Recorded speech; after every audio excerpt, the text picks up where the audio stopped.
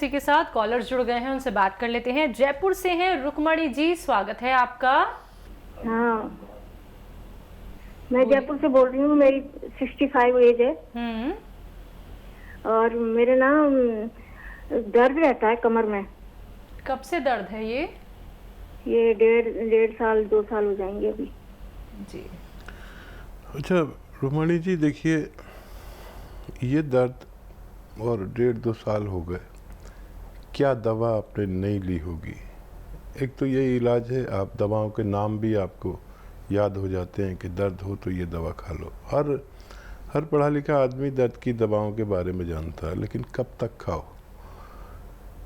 ये फिर दर्द की दवाएं भी नुकसान देने लगती हैं। अगर 15 दिन से ज़्यादा लगातार इस्तेमाल की जाएं तो इनके नुकसानदेह असरात हमारी बॉडी को होते हैं और फिर दूसरी बीमारियां भी शुरू हो सकती हैं। और एक इलाज मैं जानता हूं जो आपको शेयर करता हूं। देखिए ये इलाज एक तो रॉ मटेरियल है। रॉ मटेरियल यानी कच्ची दवा। तो देखिए ये ले लीजिए आप अपने किचन से धनिया, इसका खूब बारीक पाउडर बना लें, यानी मिलावट का ना हो, आपको भरोसे का होना चाहिए। और एक आता है गौन स्या, ये मेरे अनुभव में दुनिया की सबसे बेहतरीन रॉ मटेरियल है, जिससे मेरे साथ जो जुड़े हुए लोग हैं, पता नहीं आप पहले से जुड़ी हैं या नहीं, उनको फ़ायदा होता है तो मुझे बहुत अच्छा लगता है। लेकिन अभी ये परेशानी आने लगी कि ये भी नकली मिलने लगा। तो असली दवाएं अगर आप हासिल करें, जो भी मैं बताऊं, धनिया भी भरोसे का हो और गोंद स्याह मतलब काला या काला गोंद कह लीजिए, ये सिर्फ 100 ग्राम ख़रीद लें असली। ये अगर असली मिल गया तो 15-16 रुपये रोज़ का इलाज है। और आधा ग्राम सुबह, ये रॉ मटेरियल है, इसको पाउडर बना लें। आधा ग्राम सुबह नाश्ते के बाद 1 चम्मच धनिया के साथ, और आधा ग्राम शाम को 1 चम्मच धनिया के साथ। ये मेरा अनुभव है कि ये ख़त्म नहीं हो पाता नुस्खा, और मरीज़ को फ़ायदा होना मुमकिन है। ये कॉलर है इंदौर से कर्नल वर्मा जी, स्वागत है आपका। नमस्कार। नमस्कार। कैसे हैं मैडम? जी हम अच्छे हैं, आप बताएं। आप तो बढ़िया हैं। आदाब हकीम साहब। आदाब, जय हिंद कर्नल साहब, वेलकम। आप कैसे हैं? मैं भी ठीक ही हूँ, आप बताएं। बस दुआ में याद रखना हमें भी। 2 सवाल है हमारे। जी इरशाद। एक तो पहला सवाल ये है कि वो गैंग्रीन का जो मरीज है उसका प्लास्टिक सर्जरी मतलब उसका हो गई है, ड्रेसिंग चल रही है, थोड़ा पस भी आता है और ड्रेसिंग भी चलती रहती है, तो जल्दी सूख जाए जख्म, उसके लिए बताएं आप। और दूसरा एक चीज जो है कि जो इमली के बीज होते हैं, जिसको हमारे एमपी में चीए बोलते हैं, काले काले जो होते हैं, जी जी, तो ये क्या दर्द में ये भी फायदा करता है? तो क्या आपने बताया था कि उसको भून के छिलके निकाल के पीस के गोंद स्या के साथ में खाएं। तो छिलके निकालने का एक आसान तरीका ये भी होता है कि उनको भिगो दिया जाए तो छिलके निकल जाते हैं, फिर भिगो के छिलके निकाल के फिर सुखा के फिर भून के पाउडर बनाएं, तो ये ज्यादा फायदा रहेगा कि छिलके सहित भून के पाउडर बनाएं? ठीक है ठीक है जी। अच्छा देखिए, ये इतना सख्त जान होता है इमली का बीज, इसे हम तमर हिंदी कहते हैं।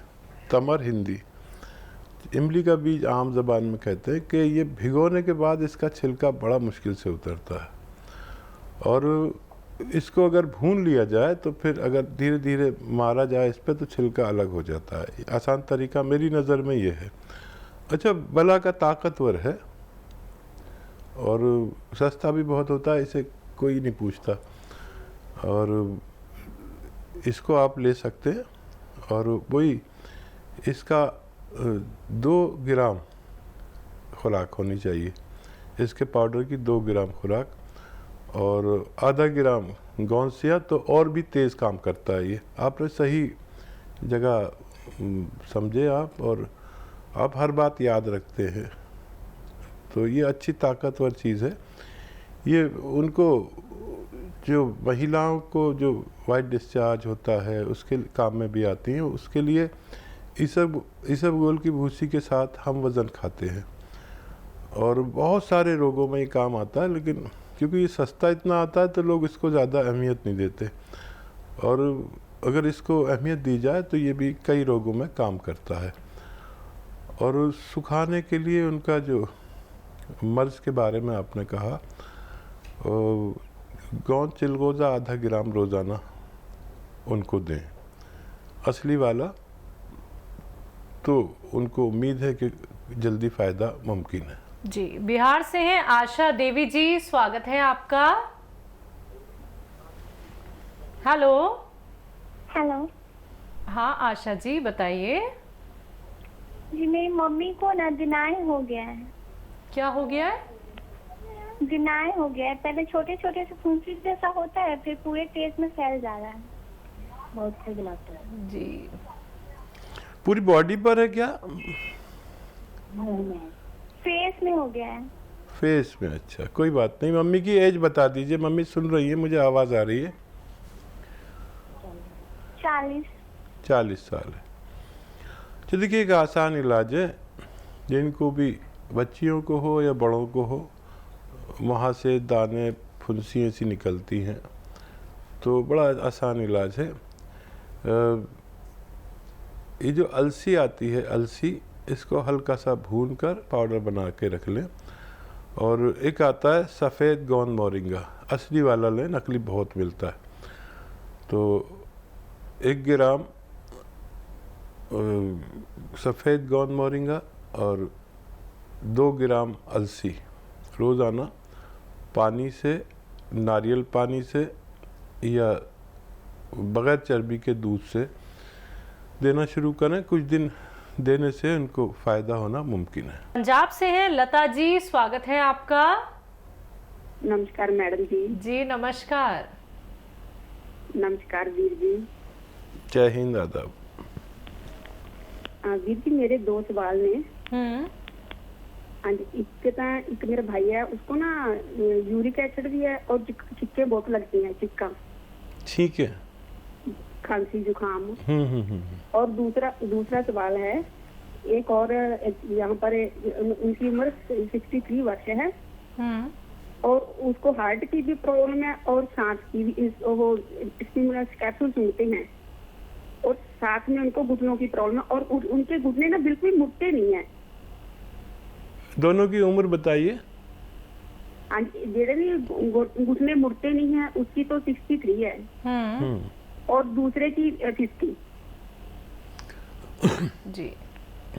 देखिए, एक एक इलाज करके कर लें इनको। सबसे पहले अगर इनको, देखिए 2 चीज़ें होती हैं सांस की प्रॉब्लम में। सांस फूलता है या तो दिल की वजह से, कोलेस्ट्रॉल और हार्ट ब्लॉकेज की वजह से, या फिर खांसी नज़ला बलगम की वजह से। अगर खांसी नज़ला बलगम है तो उनके लिए सपिस्तान, उन्नाब, अलसी 100 ग्राम और पीप लें, किचन में से ले 30 ग्राम, इनको पाउडर बना के दें। अगर सर्द मिजाजी की वजह से, यानी ठंड का है, खून में सर्दी है उनको, तो इन्हें ठंडा मिजाज का आदमी कहते हैं। तो ये आपको देखना है किस वजह से फूल रहा है। खांसी नज़ला बलगम रहता है तो फेफड़े की वजह है, और अगर ये नहीं रहता तो दिल की वजह है। अगर दिल की वजह है तो वो जैतून का सिरका 1 लीटर और लहसुन, अदरक और नींबू का रस 1-1 लीटर मिक्स करके 3 टाइम 3-3 चम्मच खाने के बाद देना होगा। तो इनको हार्ट के लिए और कोलेस्ट्रॉल के लिए और डायबिटीज़ में भी बहुत फ़ायदा मुमकिन है, और सांस फूलने के लिए इनको फ़ायदा हो सकता है। और जिन भाई को नज़ला, खांसी, बलगम है, उनको तो मैं नुस्खा बता ही चुका हूँ, वही देना है। जो सपिस्तान, उन्नाब, अलसी 100 ग्राम और पीपले 30 ग्राम इनको पाउडर बना के 1-1 चम्मच सुबह निहार में और रात को सोते वक्त गर्म पानी से देना है और खट्टी चीज़ों का परहेज़ करना है। और दर्द का इलाज करना चाहते हैं 65 साल मरीज़ का, तो फिर गोंसिया आधा ग्राम 2 बार खाने के बाद असली वाला लेकर आप उनको फ़ायदा पहुंचा सकते हैं। हरियाणा से हैं केलावती जी, स्वागत है आपका। नमस्ते जी। जी नमस्कार। नमस्ते सर। आदाब, जय हिंद। सर मैं पीके कैप्सूल और ये काला गूंद ले रही हूँ 3-4 महीने से। तो सर मेरा पीके कैप्सूल से तो बिल्कुल ठीक होगी, कोई दिक्कत नहीं रही। पोटी पार्टी भी टाइम पे आने लगी, ना पेट दर्द रहता ना गैस रहती है जी। लेकिन हाँ जी, गूंद से मेरे 50% आराम है सर। अब ऐसा हो गया सर कि बीपी हाई होने लगे और जी घबराने लगे। क्या इस गूंद से जी घबराता है या पी केयर कैप्सूल से? ठीक। हाँ सर, एक क्वेश्चन और है, क्या मैं वो टी केयर कैप्सूल ले सकती हूँ इस खातर दर्द के लिए गूंद छोड़ के? ठीक है, ठीक है। हाँ ज़रूर ले सकती हैं। आपको ना बहुत ज़्यादा भावुक है आपका जो मिजाज है, तो आप एक ही टाइम लिया करें। क्या टी केयर कैप्सूल आप ले सकते हैं। पी केयर से घबराहट नहीं होती, इससे तो आपको पेट अच्छा होता है और घबराहट दूर होती है। तो पी केयर भी ले सकते हैं, साथ में टी केयर भी ले सकते हैं। लेकिन टी केयर लें तो गोंसिया छोड़ दें, ये दोनों एक साथ लेना मना है। और अगर आप हेल्दी हैं और कोलेस्ट्रॉल है बॉडी में तो उसको ज़रूर कम करें। देखिए 40 साल के बाद हम सब लोग, चाहे आप हों चाहे मैं हूँ, हमारा कोलेस्ट्रॉल बढ़ता है और जब उस पर तवज्जो न दी जाए तो ये कोलेस्ट्रॉल हमें दिल के आसपास चर्बी जमा देता है और दिल की रगों में भी चर्बी जमने लगती है, जिससे हमारा बीपी बढ़ता है, कोलेस्ट्रॉल बढ़ता है, घबराहट होती है। तो इसके लिए भी कोई नुस्खा लेना शायद आपके लिए ज़रूरी है। चलिए अगले कॉलर हैं यूपी से संजू, स्वागत है आपका। जी मैम, हाँ हकीम जी सुन पा रहे हैं मेरी आवाज? जी मैं सुन पा रहा हूँ, फरमाएं क्या सवाल है। सवाल ये है हकीम जी, मेरे ये दिल की तरफ घूमता हुआ दर्द, घूमता हुआ कभी ऊपर कभी साइड में कभी नीचे कभी हो जाएगा। मेरी साहब बहुत दिनों से ट्राई कर रहा था, बड़ा मतलब आज अच्छा महसूस हो रहा है कि आपसे बात हो पा रही है, यानी बात ही नहीं हो पाती है सर जी। अच्छा, और बताइए, और कुछ कहना चाहते हैं? उम्र बता दीजिए अपनी। उम्र मेरी 50 साल है साहब। ये घूमता हुआ दर्द है मेरे पास। मैंने गैस्ट्रोलॉजिस्ट को दिखाया तो उन्होंने गैस वगैरह बताई है, उससे मुझे आराम हो जाता है। मैं कोई ऐसा देसी नुस्खा चाहता हूँ साहब जो मुझे आराम हो जाए, जो दवाइयाँ नहीं खानी पड़े। ठीक है जी। दिल की तरफ दर्द होता है घूमता हुआ, सुबह कभी ऊपर हो जाएगा, कभी साइड में हो जाएगा, कभी बगल की तरफ हो जाएगा, ये परेशानी है आदमी की। ठीक है, बहुत शुक्रिया, आपसे बात हो गई। हमें बात हो नहीं पाती सबसे, एक प्रोग्राम 25-30 लोगों से बात कर पाता हूँ तो शिकायत रह जाती है। मैं माफ़ी चाहता हूँ आपसे इसलिए। और दिन में 5-6 प्रोग्राम करता हूँ तो 100-150 लोगों से बात हो पाती है।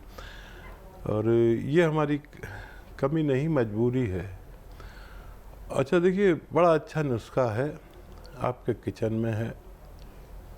ये जो धनिया है ना, इसको खूब बारीक पाउडर, भरोसे का, मतलब मिलावट का ना हो।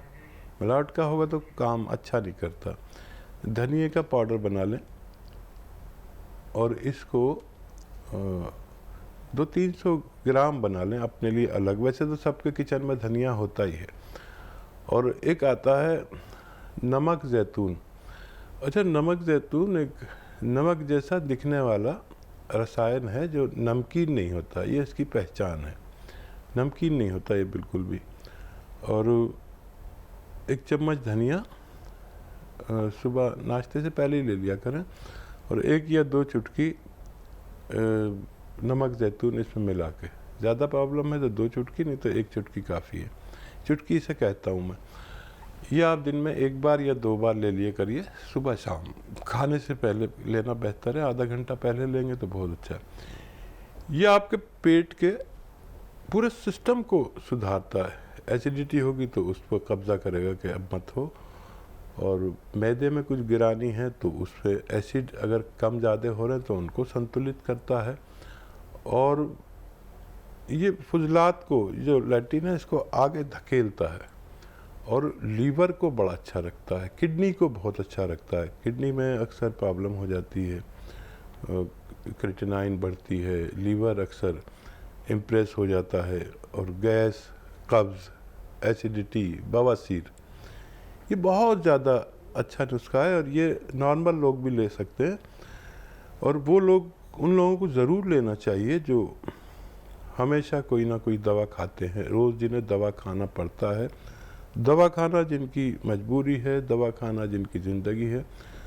क्योंकि ये जो दवाओं के नुकसानात, जो हम तेज़ दवाएं खाते हैं, उनके नुकसानात को, चाहे बीपी की हो, चाहे शुगर की हो, चाहे कोई भी दवा हो, जब भी हम 10-15 दिन से ज़्यादा खाते हैं फिर उसके नुकसानात शुरू हो जाते हैं।